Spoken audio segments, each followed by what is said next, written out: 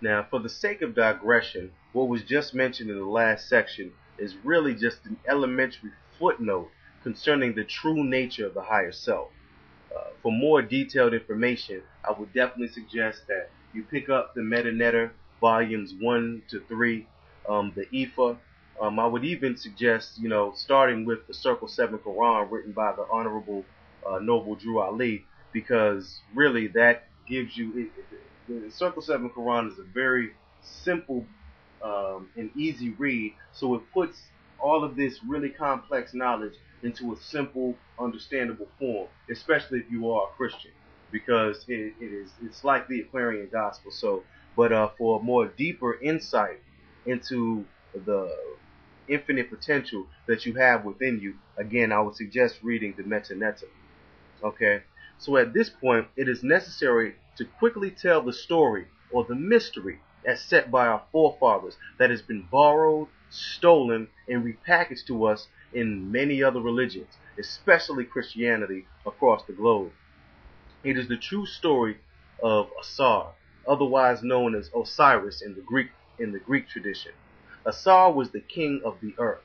He is the initial manifestation of the Most High in the universe, in that he knew, understood, lived, and was the embodiment of the essence and will of the Most High in mankind.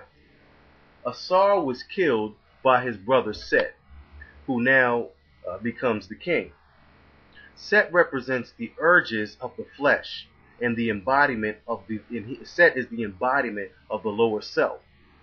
Asar is cut into 14 pieces and spread throughout the earth, and shrines and idols are made of his fragments. This represents the disunity of man to his true self, and is also symbolic of the religions across the world that are but fragments of the greater truth. They make idols of the bits of the complete package that they have to work with. Similarly to the way the Masonic Lodge has 33 degrees, but there is no shape or there is no complete form that is 33 degrees. They are all 180 degrees, 360 degrees, 720 degrees. All right?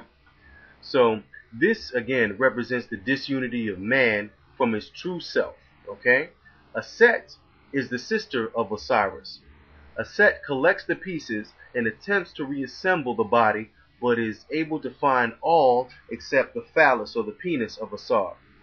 This remembering, the two words being, or the main word being member, just like a arm is a piece of something, or a member of a board of directors. They're one piece of a whole of a collection. This remembering represents the mankind's struggle to remember the true nature of himself and to recollect or reconnect to his higher self, to his lower self. Aset then fashions a phallus of gold and uses it to impregnate herself, and thus she creates Heru. It is important to note that these are not actual people. These are personifications of principles and attributes of the body, soul, and the spirit of mankind.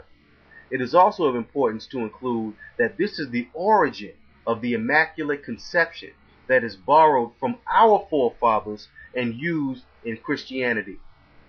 Okay, Set now hires agents to look for and kill Heru, similar to Herod in the Bible.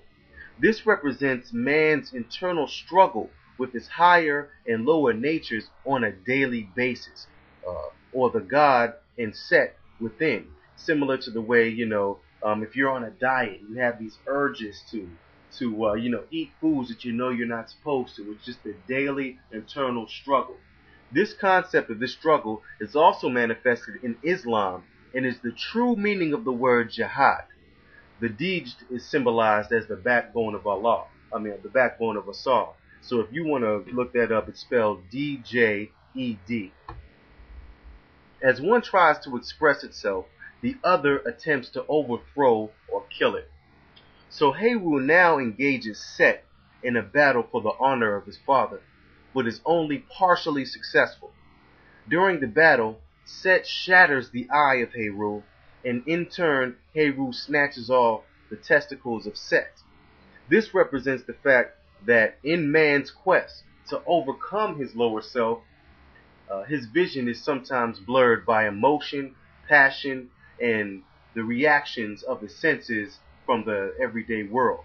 But in order to sustain, one must cut off the reproductive faculties of the lower self's impulses. Okay, so ignore those impulses of eating foods when you know you're on a diet, or committing these acts that you know you're trying to get away from. Again, this is a very brief renderance and explanation of an extremely in-depth metaphysical allegorical story used for millennia to explain the fall of man, the purpose of life, and the struggle between good and evil. It is also important to note that this is all within man, not because of an external force, but both God and devil exist in man, and the battlefield is the heart and the mind of that person. Much more can be extracted from this allegory, but for the purpose of this book, we will leave it at that and point the reader back to the metanetta to get some more in-depth insight. One can also see this story relayed in the Disney feature The Lion King, as the movie is based on this story as well. If you notice, the villain's name in The Lion King is Set. He kills Mustafa, who is basically Osiris, who is Asar. And also notice that it takes place in Africa. An in-depth analysis of the story of Asar and Set will reveal that it is our forefathers whose self-conceptualizations gave birth to the spiritual systems of the world. Much was adopted by the Hebrews for the Old Testament or the Torah, most of which takes again place in Africa and in Egypt, and even more from the Romans who occupied Egypt and cut and paste from the original stories to develop the Nicene Creed and what over 3 billion people today worship as Christianity. Therefore, fear not the study of the religion of your forefathers and the religion of Africa, for it is the true religion of our fathers and is the absolute truth. And again, this is what shall set you free.